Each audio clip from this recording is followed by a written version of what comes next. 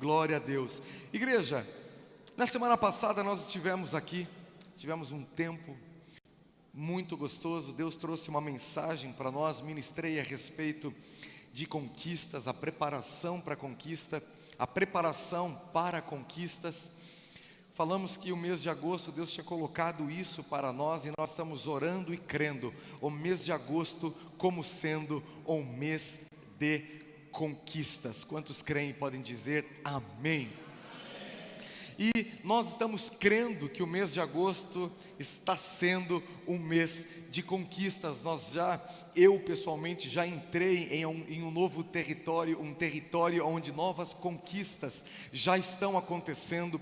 Não que as conquistas aconteçam por si só, mas todas elas, porque elas carregam esse nome de conquistas, isso já significa que você precisa lutar por elas, você precisa de fato conquistar. Conquistar é um verbo, e com Deus não é diferente. A vaca não dá leite, você vai e tira o leite da vaca, amém?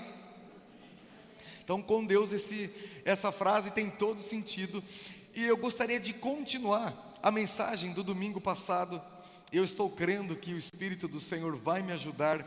E para aqueles que não estavam aqui no domingo passado, nós lemos juntos um texto de Levítico capítulo 18, do verso 1 ao 5, um trecho das Escrituras muito conhecido, muito famoso, quando Deus ele fala com o povo de Israel através do seu líder, que então o líder do povo era Moisés. E nós começamos a aprender, igreja, que conquistas elas são importantes. Eu e você precisamos de conquistas nas nossas vidas. Aprendemos que conquistas elas são como combustíveis para nós na nossa jornada.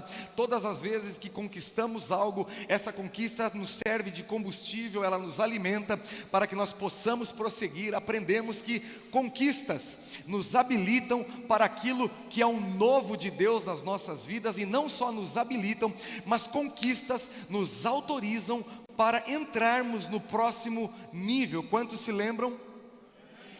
E na ocasião da semana passada, no transcorrer da mensagem, nós lemos o texto que Deus ele diz a Moisés, para que Moisés então dissesse ao povo a seguinte mensagem: Moisés, diga ao povo que há uma promessa sobre eles, e essa promessa eu vou cumpri-la. Eu velo sobre a minha palavra, mas diga a eles que para entrar nessa terra prometida, entrar na promessa, sair da promessa e entrar na realidade da promessa, eles não podem mais se comportar como se comportavam no Egito, e também não podem olhar os costumes, aquilo que essas nações estão fazendo, porque eu estou fazendo algo novo no meio desse povo. Então esse povo, ele não olha mais para trás, não olha mais para o Egito, não olha mais para o seu passado, não tem como referência a terra de Canaã, a terra corrompida. Aquilo que aqueles povos fazem não me agrada, mas esse povo, por causa do novo, por causa dessa conquista que eu estou dando a eles, eles precisam ouvir a minha voz, ouvir o que eu estou falando a eles e obedecer às minhas instruções. Então Deus ele disse isso a Moisés, para que Moisés dissesse isso ao povo. E nós aprendemos que o ato imediato, foi Deus que fez. Então Deus tirou o povo do Egito, não porque aquele povo tinha o comportamento ideal, não porque aquele povo tinha o comportamento adequado, não porque o povo lá no Egito, escravo, tinha uma mentalidade de entrar em uma terra prometida, mas Deus tirou o povo, Deus libertou o povo, da mesma forma que eu e você, enquanto vivíamos nas trevas, na ignorância, no erro, nós não tínhamos o comportamento adequado, não tínhamos a mentalidade ajustada e alinhada, orientada pela palavra de Deus, mas o próprio Deus nos tirou do Egito, das trevas, e nos transportou para o reino do Filho do seu amor. Então nós aprendemos isso. Deus nos tirou do Egito, e isso não é mérito nosso, mas o ato seguinte é nosso dever: tirar o Egito de dentro de nós. Quantos se lembram da mensagem?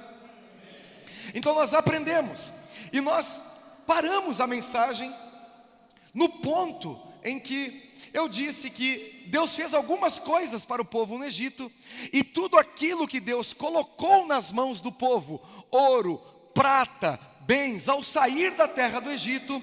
Quando eles saíram do Egito, antes de entrar na manifestação da conquista que já havia sido liberado, o povo simplesmente se desviou, e com aquilo que Deus os deu, eles construíram um bezerro de ouro. E aqui nós paramos a mensagem, e eu gostaria de continuar a mensagem a partir desse ponto, já que eu lhes dei um resumo, e agora todo mundo se lembra do domingo passado, amém, igreja? Então aí no seu lugarzinho, feche os seus olhinhos, curve a sua cabeça por alguns instantes, vamos orar. Espírito Santo, nós dependemos totalmente do Senhor.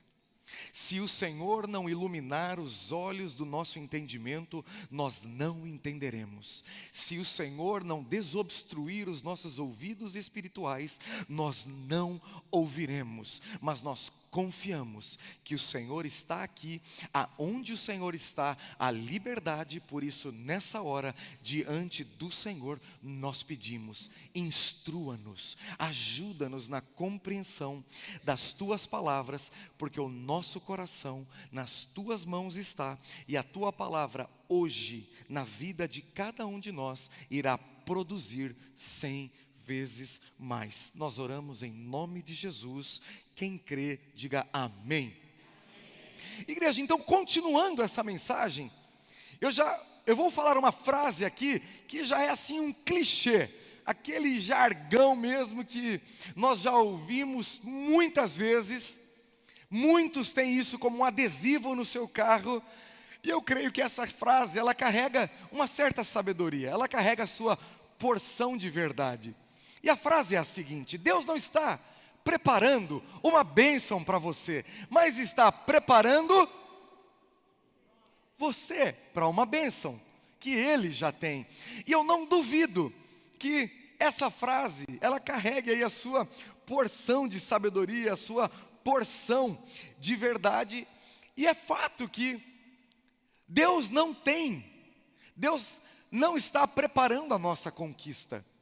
Deus, como nós já aprendemos, Ele já liberou a sua palavra, Ele já nos chamou de mais do que vencedores, Ele já declarou bênçãos sobre nós, já colocou o sol e a lua como testemunha, a terra como testemunha, de que Ele vai nos abençoar. Nós somos conquistadores nele, mas Deus não está preparando a conquista, Ele está nos preparando para essas conquistas. Quantos creem e podem dizer amém?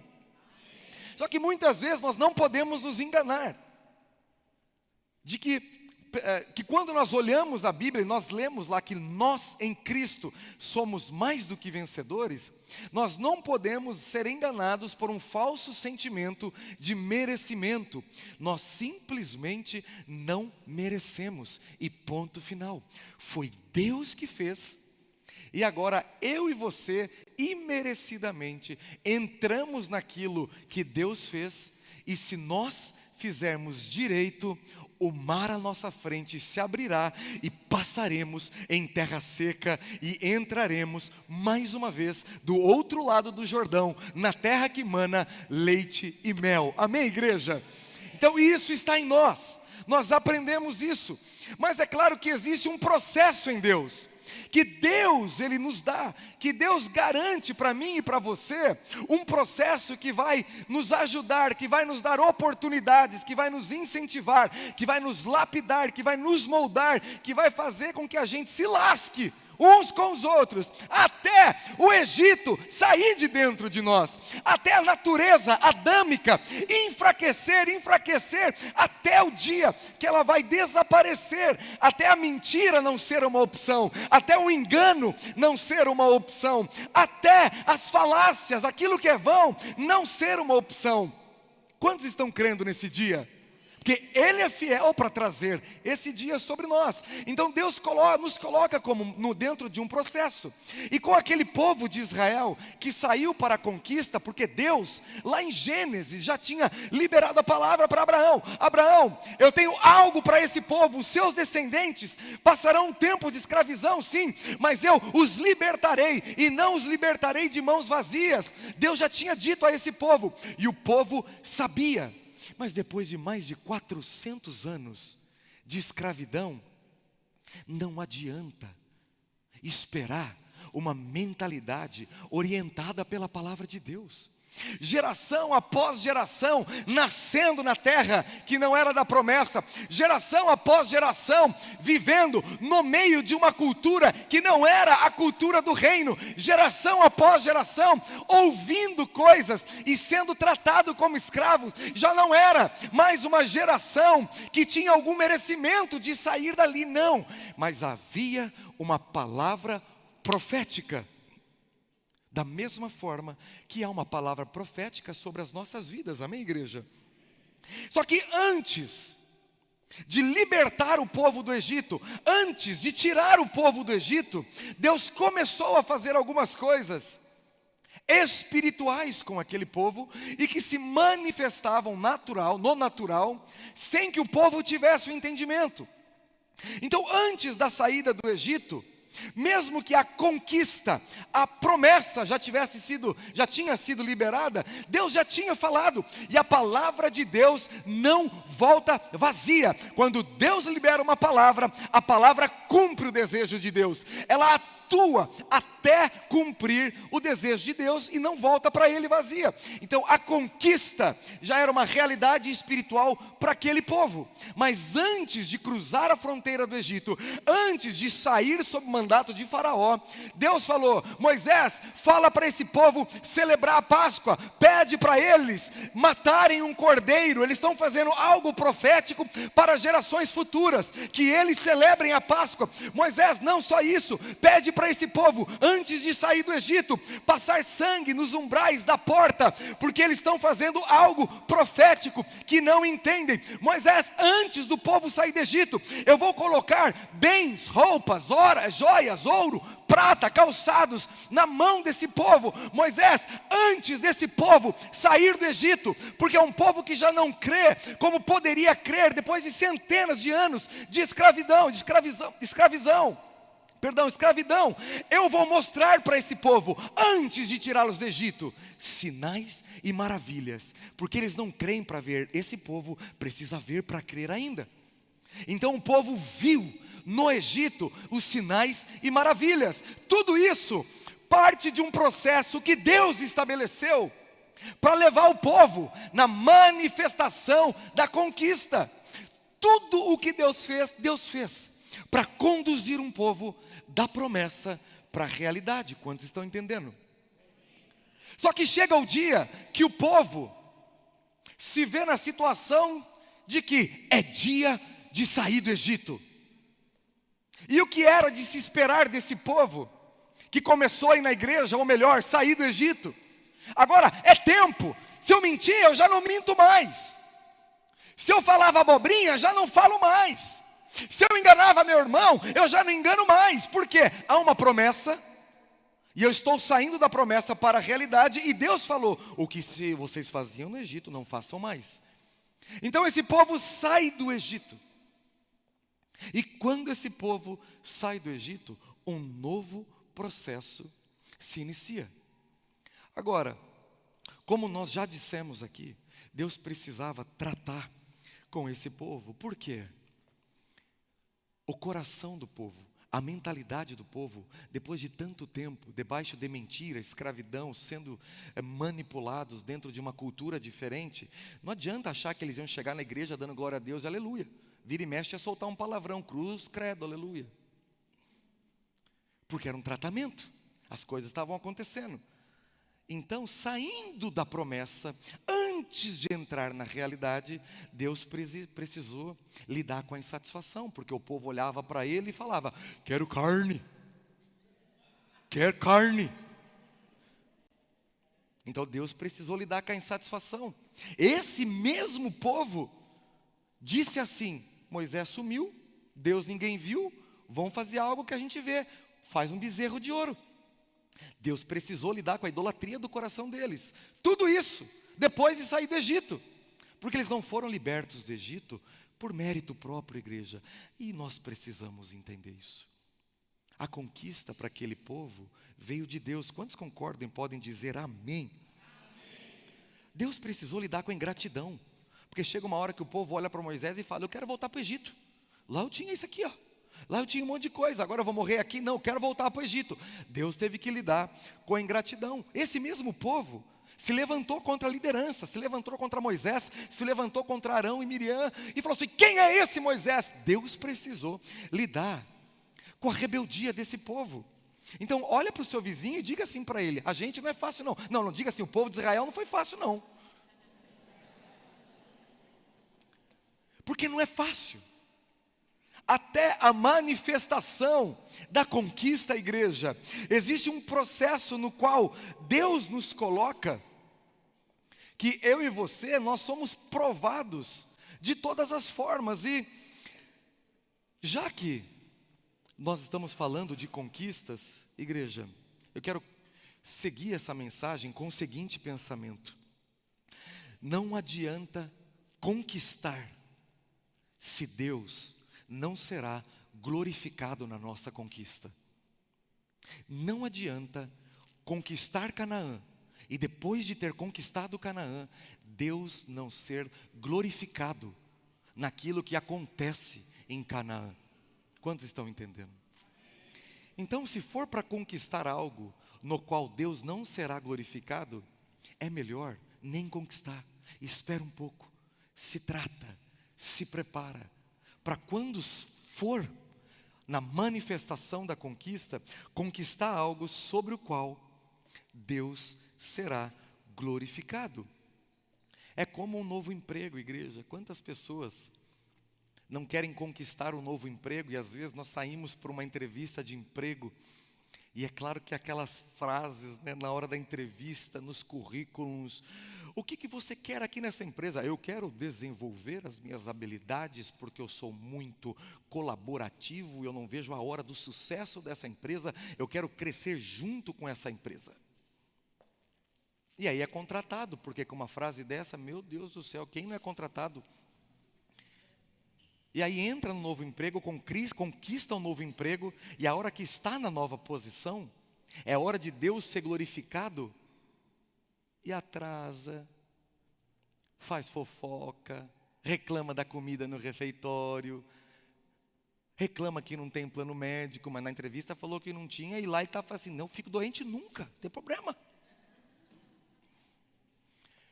Então, não adianta conquistar se Deus não vai ser glorificado nas nossas conquistas. Igreja, sabe o vizinho que você tem, que você ama? Posso ouvir um amém? Aquele vizinho que às vezes mora mais para cima e quando varre a rua, para tudo na sua garagem as folhas assim.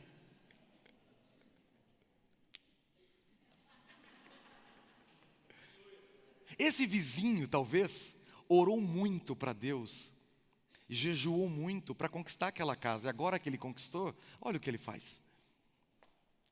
E nós temos que nos encontrar nessas realidades, porque a vida é assim, nem tudo são flores. Mas se é para conquistar algo, que Deus seja glorificado nas nossas conquistas. E tudo isso precisa estar vinculado não ao nosso amanhã, na manifestação da nossa conquista.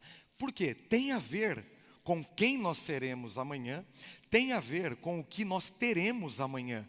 Mas antes disso, primeiro, tem a ver com quem nós somos hoje e o que nós fazemos hoje. Tem a ver com o que nós temos hoje e quem nós somos hoje. Por isso, no dia que se chama hoje, se ouvirdes a voz do Espírito de Deus, não endureça o seu coração. Hebreus capítulo 3, versículo 7. Porque tem a ver com o dia que se chama hoje. E falando do dia que se chama hoje, abre a sua Bíblia comigo, ali em 1 Coríntios, capítulo 9, é o texto que eu gostaria de usar nessa mensagem.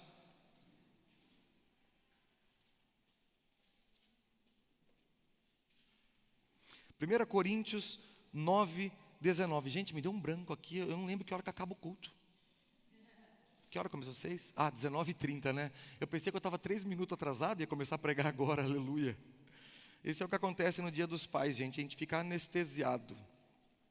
1 Coríntios, capítulo 9, a partir do versículo 19, Paulo escreve assim: Por quê? Embora seja livre de todos, fiz-me escravo de todos, para ganhar o maior número possível de pessoas. Tornei-me judeu para os judeus, a fim de ganhar os judeus. Para os que estão debaixo da lei, tornei-me como se estivesse sujeito à lei, embora eu mesmo não esteja debaixo da lei, a fim de ganhar os que estão debaixo da lei. Para os que estão sem lei, tornei-me como sem lei, embora não esteja livre da lei de Deus, e sim sob a lei de Cristo, a fim de ganhar os que não têm a lei. Para com os fracos, tornei-me fraco para ganhar os fracos. Tornei-me tudo para com todos, para de alguma forma salvar alguns. Faço tudo isso por causa do Evangelho, para ser coparticipante dele. Paulo, um apóstolo, um camarada que sabia como conquistar aquilo que estava diante dele. Paulo tinha uma palavra, tinha uma promessa, nunca se esqueceu do período em que esteve cego e que o homem de Deus Ananias impôs as mãos sobre ele, liberou uma palavra sobre ele. Então Paulo, sabendo das conquistas do amanhã, no dia que se chama hoje, ele falava: tornei-me fraco para um dia ganhar os fracos, tornei-me judeu para ganhar os judeus, tornei-me como debaixo da lei, para ganhar aqueles que estão debaixo da lei, porque no dia que se chama hoje, no dia que o Senhor fez, de todo o coração, Paulo entendia que nesse dia, ele plantava as conquistas do amanhã. Então Paulo não tem medo de dizer: eu tornei-me todas essas coisas, para de alguma forma conquistar alguns que estão na lei, outros que estão sem lei, alguns judeus, outros não judeus, uns fracos, outros nem tão fracos. Mas Paulo conhecia um dos segredos da conquista, longe dele a hipocrisia, mas o estar de todo o coração livre de todo o coração. Paulo era livre, e porque ele era livre, ele dizia: para os fracos eu sou fraco, para judeu eu sou judeu, para quem está fora da lei eu estou fora da lei, para quem está debaixo da lei eu estou debaixo da lei. Hoje eu me torno a minha conquista do amanhã. Paulo sabia. E tem um texto muito conhecido por nós, igreja, que dá para traçar um paralelo muito fácil de entender a respeito de conquistas, e conquistas que vêm quando o nosso coração está alinhado com o coração de Deus. Conquistas que nós sabemos que quando elas acontecerem, a manifestação da conquista, certamente Deus vai ser glorificado naquela conquista. São conquistas que, quando as pessoas olharem para nós e nos verem, elas só vão poder dizer uma coisa: só o Senhor é Deus. São conquistas que glorificam a Deus. E vocês conhecem a história. É o caso de Eliseu, o profeta, e a viúva. 2 Reis, capítulo 4. Se você puder abrir comigo. 2 Reis, capítulo 4, a partir do verso 1. Nós vamos entrar no que está escrito para ter acesso ao que está no coração. 2 Reis, capítulo 4, a partir do verso 1, a Bíblia diz assim: certo dia, a mulher de um dos discípulos dos profetas foi falar a Eliseu: teu servo, meu marido, morreu, e tu sabes que ele temia o Senhor, mas agora veio um credor que está querendo levar meus 2 filhos como escravos. Eliseu perguntou-lhe: como posso ajudá-la? Diga-me, o que você tem em casa? Olha para o seu vizinho e diz assim: o que você tem na tua casa? Agora olha para as suas 2 mãos e diz assim: o que eu tenho nas minhas mãos? E ali aquela mulher respondeu: tua serva não tem nada além de uma vasilha de azeite. Então disse Eliseu: vá pedir emprestadas vasilhas a todos os vizinhos, mas peça muitas. Depois entre em casa com seus filhos e feche a porta. Derrame aquele azeite em cada vasilha e vá separando as que você for enchendo. Depois disso ela foi embora, fechou-se em casa com seus filhos e começou a encher as vasilhas que eles lhe traziam. Quando todas as vasilhas estavam cheias, ela disse a um dos filhos: traga-me mais uma. Mas ele respondeu: já acabaram. Então o azeite parou de correr. Ela foi e contou tudo ao homem de Deus, que lhe disse: vá, venda o azeite e pague suas dívidas, e você e os seus filhos ainda poderão viver do que sobrar. Igreja, essa é uma história que muitas vezes eu e você podemos ficar naquilo que está escrito e já tem muita sabedoria e conhecimento disponíveis ali. Mas eu prefiro crer que eu e você podemos entrar nessa história, porque nós temos o Espírito do Senhor, e o Espírito do Senhor que atua hoje é o mesmo que sempre atuou, é o mesmo, o Deus que estava na vida daquela mulher, é o mesmo Deus que estava com Eliseu, que estava com os 2 filhos daquela mulher, e é o mesmo Deus que está aqui hoje. Quantos creem? Igreja, e naquele dia, certo dia, aquela mulher que o marido já tinha morrido, as coisas já estavam acontecendo, ela já estava em dívida, mas alguma coisa aconteceu, que ela foi até o profeta, porque quando ela precisou de ajuda, ela recorreu a Deus, por isso ela foi até o homem de Deus, ela foi até o profeta. Quantos aqui, quando precisam de ajuda, recorrem a Deus? Faz bem, é isso que nós devemos fazer. E quando aquela mulher chega para o profeta, ela diz: olha, o meu marido temia a Deus, era um servo da escola dos profetas, era um homem de Deus, andava com você, mas agora aconteceu algo. Talvez ela já vivia como viúva, já vivia em necessidade, já tinha tido os seus problemas, mas algo aconteceu na vida dela. Credores foram bater na porta, e quando ela abriu, eles viram 2 filhos e disseram a ela: eu vou levar os seus 2 filhos como escravos, porque vocês me devem.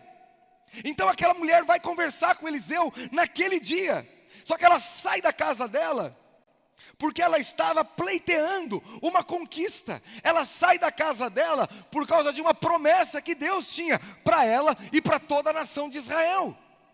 Quem não quer ser cabeça? E agora estavam tentando fazê-la de cauda, ela e seus filhos. Então, enquanto estava difícil, na necessidade, como viúva, em dívida com seus filhos, ela não foi a ter com o profeta. Mas quando bateram na porta dela, ela correu para o profeta e disse: o Senhor sabe, e eu vim aqui porque eu preciso da minha conquista. Então Eliseu olha para ela, e o que está escrito diz que quando o profeta olhou para aquela mulher, ouviu a situação, o profeta viu o que estava acontecendo e queria dar uma solução. Então o profeta olha para ela e pergunta: o que eu posso fazer por você? O que você tem em casa? E está escrito: eu não tenho nada além de uma vasilha de azeite. Agora, se eu me coloco no lugar daquela mãe, se você se coloca no lugar daquela mãe, que não foi ter com o profeta antes dos credores entrarem na casa dela, pode até estar escrito que ela só tinha uma vasilha de azeite, mas quando Eliseu perguntou para ela: o que eu posso fazer por você? O que você tem em casa?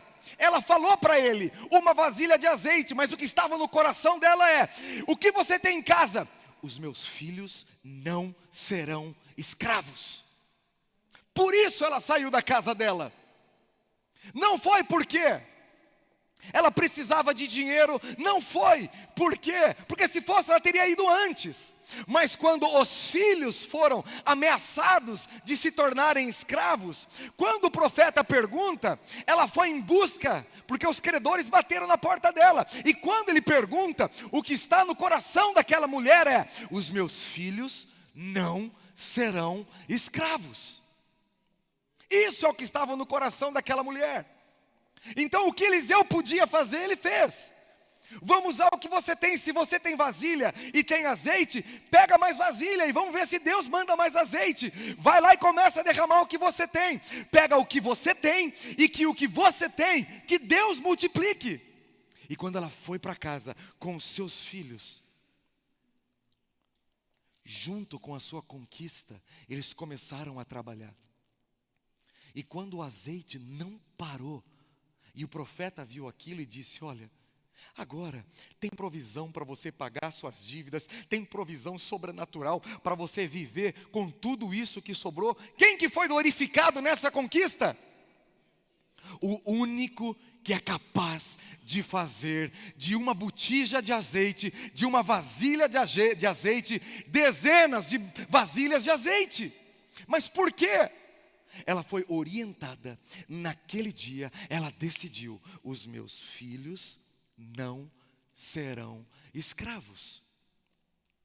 E por que Deus traz textos como esses para nos mostrar que no dia que se chama hoje, tornei-me algo para fazer alguma coisa depois? No dia que se chama hoje, tornei-me algo para fazer alguma coisa em prol da minha conquista, ou para conquistar. Em certo dia aconteceu algo, e naquele dia ela tomou essa decisão. Igreja, se agosto é um mês de conquistas para nós, eu já estou vendo essas conquistas. Eu vejo os banheiros reformados, eu vejo o novo salão, eu vejo novas famílias chegando na igreja, eu vejo novos casamentos sendo restaurados, mas até a manifestação dessa verdade, no dia que se chama hoje, o que eu tenho em casa. O que Deus já colocou nas minhas mãos, e o que Ele colocou nas minhas mãos, não tem a ver com a escravidão dos meus filhos, não tem a ver com eu defender uma postura, porque com os fracos eu sou fraco, para judeu eu sou judeu, que está debaixo da lei eu estou debaixo da lei, para quem não está eu também sou livre o suficiente para alinhar o meu coração com aquilo que Deus quer fazer, e no dia que se chama hoje, eu dou mais um passo em rumo à manifestação da minha promessa, porque Deus nos está chamando para adentrar no ambiente das conquistas, e não é qualquer coisa que entra no ambiente da conquista, igreja. Por isso, não importa muito o que você fala na entrevista de emprego, não importa muito o que você escreve no seu currículo, muitas vezes não importa o que você fala na sua oração, mas o que está no seu coração? O que o seu coração está dizendo que com palavras você não consegue expressar ou não tem coragem de dizer ou escrever? O que estava no coração daquela mulher conquistou provisão para aqueles dias e para todos os dias que ela e os filhos viveriam.